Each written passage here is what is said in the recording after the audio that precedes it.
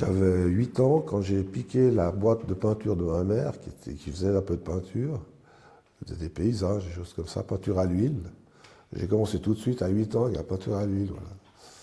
Et puis, j'ai toujours dessiné en classe, dans toutes circonstances, j'ai toujours un crayon à la main, quoi. Voilà. La peinture aborigène est venue beaucoup plus tard, lorsque j'ai construit mon bateau en Indonésie. Et comme ma femme a un passeport australien, et qu'elle m'avait montré des tellement belles photos d'Australie, j'ai dit, bah, c'est la bonne occasion, on va aller en Australie, puis on va y rester 15 jours, comme ça, on va faire un voyage en Australie. Et à Perth, on est rentré dans une galerie d'art aborigène, effectivement. Quand j'ai vu ça, c'était un déclic, et depuis, je fais que ça, quoi. Voilà. Moi, je ne me considère pas comme peintre, mais plutôt comme coloriste. C'est vrai que j'adore les couleurs. On les marie, les couleurs. Elles vont ensemble ou elles se détestent, comme dans le mariage, quoi. Tout simplement. De tous les tableaux que j'ai peints, c'est difficile d'en choisir, hein, parce que mes tableaux, c'est mes enfants. On ne peut pas préférer un enfant à un autre. Je les aime tous.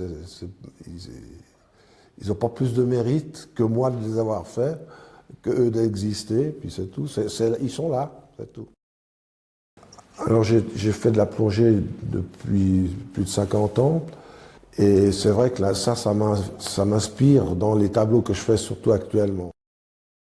Sous l'eau, quand on n'a pas de moyens d'éclairage, par exemple un flash, on voit tout un peu bleuté, ou il y a le plancton qui rend l'eau un peu trouble, etc. On ne voit pas aussi nettement, mais au moment où on éclaire, c'est un feu d'artifice. C'est complètement fou. Les couleurs qu'il y a sous l'eau, on ne les voit pas sur Terre. C'est une densité, une force extraordinaire. Il y a des poissons de toutes les couleurs. Il y a des belles histoires sur les couleurs des poissons, mais ce n'est pas le sujet aujourd'hui.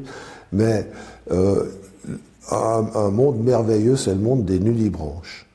Les nudibranches, c'est des limaces qui vivent sous l'eau et qui ont des parures, on va dire, on ne peut pas dire autrement, vraiment extraordinaires. Quand on commence la plongée, on voit le premier nudibranche, on trouve qu'est-ce que c'est beau. Et puis tout à coup, on voit qu'il y en a encore un autre totalement différent, encore plus beau, etc., etc.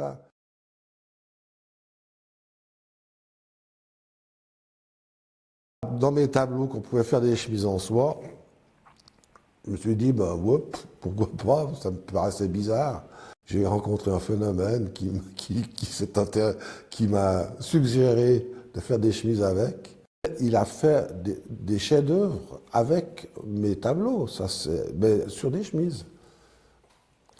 Et j'en reviens pas, surtout quand il m'a montré la première chemise finie en soie et que j'ai montré à plusieurs personnes les photos.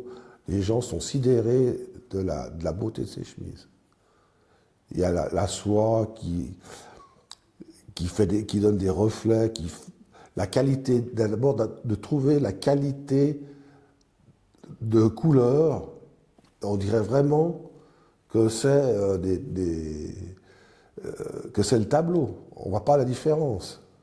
Et c'est imprimé sur un tissu, c'est fou.